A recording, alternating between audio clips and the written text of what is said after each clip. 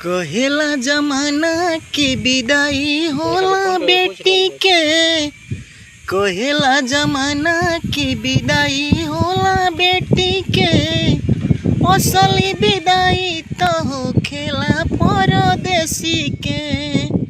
कहेला जमाना की विदाई होला बेटी के। असली विदाई तो होखेला परदेसी के। ससुरा में बेटी संग जब घटना घटी जाला, नैहर के लोग सब धावल चली जाला। परदेश में बेटा संग जब अनहोनी हो जाला, घरवा के लोग छो छो नत रही जाला। वीडियो कॉल पर देखेला परिवार घर खेती के। वीडियो कॉल पर देखेला परिवार घर खेती के।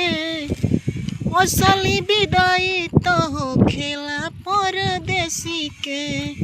कहेला जमाना की विदाई होला बेटी के।